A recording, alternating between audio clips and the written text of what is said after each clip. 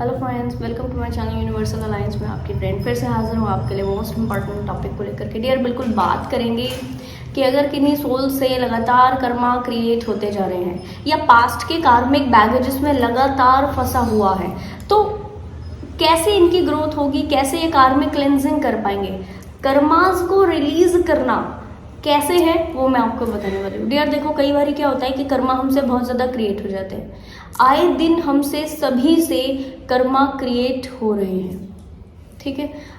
हर छोटे से छोटा बड़ा कर्मा हमें जो है वो इकट्ठा होकर के एक बहुत बड़ा लेवल का रूप देता है। जैसे फॉर एग्जाम्पल, पत्थर इकट्ठे होते जाएंगे ना तो वो बहुत बड़ी चीज़ नहीं लगेगी। जैसे ही उसने एक विकराल रूप ले लिया, इकट्ठे होते होते होते होते होते पहाड़ का रूप ले लेगा। अब हटा लो उसको, पहाड़ हो गया ना, अब हटा के दिखाओ। अब बहुत मशक्कतें लगेंगी, अब चीज़ें इतनी हार्श लेवल पर हील होंगी कि व्यक्ति जो है हिल जाए, ठीक है, व्यक्ति हिल जाए। पहाड़ को हिलाने के लिए आपको और 10, 15, 20 लोगों की ज़रूरत होगी और फिर भी कहना चाहिए वो आधा अधूरा सा ही असर पड़ेगा उसके ऊपर। पत्थर जब जमा हो रहे हैं तो उसको आप निकाल सकते हो इजीली। तो जब आपके कर्मा क्रिएट हो रहे हैं तो इनको आप रेगुलर बेसिस पर अगर आप क्लेंस कर लो तो कोई भी कार्मिक क्लेंजिंग ऐसे भर के नहीं आती। मैंने देखा है पर्सनली, अपने एक्सपीरियंस से डियर एक्सप्लेन कर रही हूँ। दूसरे और सोल्स के ऊपर जब कहना चाहिए कि एकदम ये कार्मिक डेट का बर्डन आ जाता है, वो सोल हिल जाती है, एकदम तिलमिला जाती है, हिल जाती है अंदर से। उसको ऐसा लगता है सब कुछ एंड हो गया, उसको ऐसा लगता है कि अब सब जीरो, उसको ऐसा लगता है कि अब वो फिर से नहीं उठ पाएगा कभी। टोटल डिप्रेशन में, टोटल नेगेटिविटीज में, और उसको नहीं समझ में आ रहा होता एक एक सेकंड, एक एक पल वो कैसे निकाले। डियर, आप सभी सोल्स में से अगर ऐसा कोई भी फील कर रहा है, पर्सनली ये वीडियो आप सबको शेयर कीजिए, ठीक है जी। और इतना भी आप कोशिश कीजिए कि रेगुलर बेसिस पर इन चीज़ों को करते रहे। तो आपने करना क्या है, देखो, सबसे ज़्यादा कर्मा क्रिएट होते हैं हमारी टंग से, जबान से, ठीक। तो पहला काम आपको बनना है ऑब्जर्वर बनने का, ठीक। तो आप कर्मा कम क्रिएट करेंगे। कई बार हमने ऐसे आप आजकल देखा, आपने छोटे छोटे बच्चों को वो अब्यूजिव लैंग्वेज बोल रहे होते हैं, ठीक है। अब्यूजिव लैंग्वेज के साथ से कुछ भी बोल रहे हैं, मतलब उनको यही नहीं मालूम कि उन्होंने गलत बोल दिया। टीचर्स को गलत बोलते होते हैं, ठीक है। जो डिवाइन के टच में लोग हैं उनको गलत बोल रहे होते हैं। तो ऐसे सोल्स का थोड़ा सा कर्मा ज़्यादा होता है, इनके ऊपर बर्डन भी ज़्यादा होता है। तो करना क्या है, सबसे पहले तो आपने ऑब्जर्वर बनना है। दिन में कुछ घंटों का मौन व्रत ज़रूर रखिए, ठीक है जी। अगर आप पूरा दिन नहीं रख सकते तो आप कोशिश कीजिए कि कुछ घंटे तो हों इसमें। डियर, कई बार क्या होता है कि व्यक्ति ज़्यादा बोलते बोलते वो अपनी एनर्जी को इतना वेस्ट कर रहा होता है। हमेशा ध्यान दीजिए, जब आप मुंह से बोल रहे हो तो आपका अंतर मन ओके है, ठीक है, पर जब आप शांत हो तो आपका अंतर मन बोलेगा, और ये जो अंतर मन विचलित होता है, ठीक है। इस विचलन को अगर आप शांत कर लेते हो, कोई भी कर्मा क्रिएट नहीं होगा। इस विचलन से हमेशा व्यक्ति की इंटेंशंस खराब होती है, याद रखिएगा। तो अगर इंटेंशंस को ठीक करना है, ठीक, अगर हमने देखो डियर किसी के बारे में गलत किया नहीं बट करने के बारे में सोचा, तो ये एक बैड इंटेंशन उस व्यक्ति और हमारे बीच में एक कार्मिक कॉर्ड जोड़ गया, जिस कार्मिक कॉर्ड को पता नहीं हमें कब रिलीज करना होगा, ठीक है। क्लियर हुआ। तो इस तरीके से हमसे बहुत ज़्यादा कर्मा क्रिएट हो जाते हैं। तो व्यक्ति की इंटेंशंस के ऊपर कैसे काम करना है, अंतर मन को शांत करने के ऊपर। अब अंतर मन को आप कब शांत कर सकते हो, जब आप थोड़ा कुछ घंटे का मौन व्रत रखें, कुछ ब्रीथिंग एक्सरसाइजेस करें, ठीक। जब आप रेगुलर बेसिस पर डियर ब्रीथिंग एक्सरसाइजेस करते हो तो बाकायदा आपका जो पूरा फोकस है, आपके जो माइंड को ऑक्सीजन टोटल मिलती रहती है, आपका पूरा जो ब्रेन है वो अच्छे ढंग से प्रोडक्टिव चीज़ों के ऊपर लगकर इंफॉर्मेटिव चीज़ों के ऊपर काम करता है, ठीक है। दूसरा आपने क्या करना है, डोनेशन करना है। कार्मिक क्लिनजिंग के लिए अगर आपने डोनेशन नहीं की, मानकर चलिए कि वो आधा अधूरा सा कर्म बंधन आपके ऊपर फिर भी असर करेगा। सबके लिए कार्मिक क्लिनजिंग करो। हे परमपिता परमेश्वर, ये जो भी जितना भी आपने मुझे लायक किया है, काबिल किया है, उससे दूसरे लोगों का भला हो। ये जो चीज़ें हैं वो दूसरा व्यक्ति खाए, जो आप खाने की चीज़ दे रहे हो तो खाए, या कुछ भी चीज़ आप दे रहे हो तो उस चीज़ का इस्तेमाल करते हो वो व्यक्ति सुख पाए। इंटेंशंस प्योर करो अपने, ठीक है।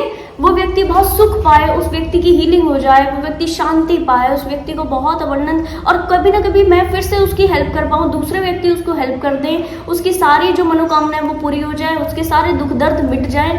ऐसी इंटेंशन से डोनेशन कीजिए।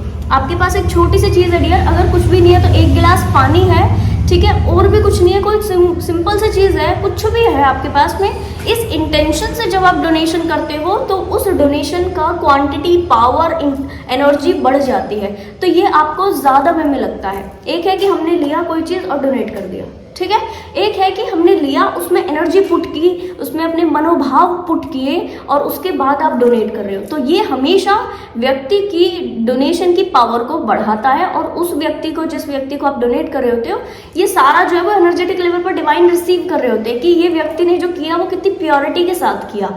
ये मेरे को अभी गूज़बम्स हो रहे हैं एक्चुअल में। तो पर्सनली ये बहुत अच्छा फील कराता है आपको खुद को भी जब आप ये चीज़ें ऐसे करते हो, ठीक है। हाँ, आप खाने की चीज़ें अगर दोगे ना तो ऐसे आप बोलना, कभी ऐसे आप करना, ठीक है, आपको बहुत सुख मिलेगा खुद में, खुद के अंदर आपको बहुत सुख मिलेगा। अगर आप इम्पैक्ट सोल हो तो आपको मज़ा सा आ जाएगा ऐसे काम करके, आपको लगेगा कि वाओ आज तो कुछ अच्छा हो गया, आज कुछ बहुत मज़ा आ गया, ठीक है, ऐसा अच्छा फील होना शुरू हो जाएगा आपको। थर्ड, आपको क्या करना है, सबसे इम्पॉर्टेंट चीज़ कर्मा क्लिनजिंग के लिए forgiveness technique, forgiveness technique, forgiveness technique, किसी भी तरीके से फॉरगिवनेस टेक्निक्स कीजिए डियर। इसमें होपोनोपोनो प्रेयर इन्वॉल्व है, डायरेक्ट डिवाइन के टच में आके उस व्यक्ति से माफ़ी मांगना, उस व्यक्ति को मन से पूरी तरह फॉरगिव कर देना, वो इन्वॉल्व है। उस व्यक्ति को टोटल हर एक चीज़ के लिए जो भी उसने आपके साथ किया, ठीक है, जिससे आपके जो भी हर्ट क्रिएट हुए, उस हर्ट के साथ से आप बैठें, उस हर्ट को फील करें, उस हर्ट के साथ से डिस्कनेक्शन खुद के लिए फील करें और उसके बाद में आप व्यक्ति को रिलीज़ कर दें, व्यक्ति को माफ़ कर दें, पूरी तरह खुद को माफ़ कर दें, उस इन्वायरमेंट को माफ़ कर दें, उस एनर्जीज, उस सारी सिचुएशन को माफ़ कर दें जो उस सारी सिचुएशन में घटित हुई है कोई चीज़, वो टोटल आपके सैक्रल चक्रा से क्लेंस हो जाएगा, हार्ट चक्रा से क्लेंस हो जाएगा और यहाँ से क्लेंस हो जाएगा सबकॉन्शियस से, ठीक है जी। तो ये 3 तरीके होते हैं। एक, जब व्यक्ति अपनी कम्युनिकेशन स्किल के ऊपर काम करता है, अब थोड़ा सा मौन व्रत रखता है, इंटेंशंस प्योर करता है, ठीक है जी। दूसरा, ठीक है, डोनेशन करता है। और तीसरा एंड सबसे इम्पॉर्टेंट, जब व्यक्ति फॉरगिव टेक्निक्स को अप्लाई करता है, उस व्यक्ति को या उस सिचुएशन को, चीज़ों को पूरी तरह से फॉरगिव कर देता है, ठीक है। तो मानकर चलिए कि आपकी जो चीज़ें हैं वो बहुत बड़ी होती है डियर। ये कर्मा का जो सिस्टम है ना वो बहुत बड़ा काम करता है, ठीक। कभी मैं इसको एक्सप्लेन करूँगी डिटेल में। बहुत बड़ी चीज़ें होती कर्मा के प्रति। आज जो व्यक्ति आपके स्कूल कॉलेज में कोई तो व्यक्ति थे जिनके साथ से आपके कुछ हर्ट वाले सिनेरियो बने और वो हील नहीं हुए, तो अगले किसी बर्थ में वो और करीबी रिश्तेदार बन करके आपके पास में आएंगे। उस वक्त भी वो हील नहीं हुए तो मानकर चलिए और करीबी रिश्तेदार बनकर आपकी फैमिली में फिर पैदा हो जाएंगे, फिर भी वो हील नहीं हुए तो मानकर चलिए आपके बच्चे या आपके काउंटर पार्ट या आपके कहना चाहिए कि हस्बैंड वाइफ, आपके मदर इन लॉ, आपके ब्रदर इन लॉ, इस तरीके की कनेक्टिविटी में आके आपके खुद के ब्रदर, आपके खुद की सिस्टर बन करके इस तरीके से वो कार्मिक कॉर्ड को रिलीज करने के लिए कनेक्ट करते हैं। तो बहुत इंटेंस बनता है। आज आपने देखा है ना, कुछ सोल्स कहती है कि मैम हमें अपने ही घर वालों से प्रॉब्लम है, बाहर वालों से प्रॉब्लम नहीं, अपने घर वालों से प्रॉब्लम है। ये क्यों होता है?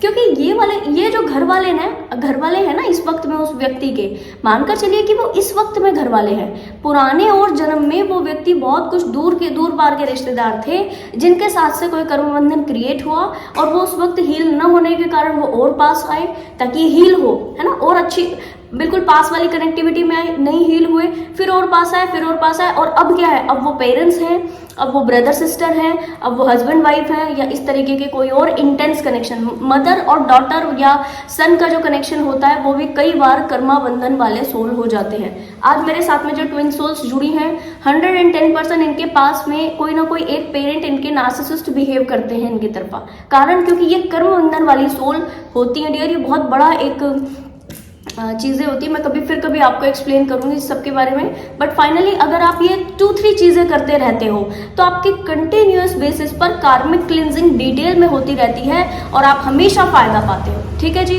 तो आई होप ये वीडियो आपको इन्फॉर्मेटिव लगी होगी। पसंद आया तो लाइक, कमेंट, शेयर, सब्सक्राइब जरूर से कीजिएगा। मैं आपको मिलूंगी नेक्स्ट वीडियो में, तब तक के लिए बाय बाय, टेक केयर।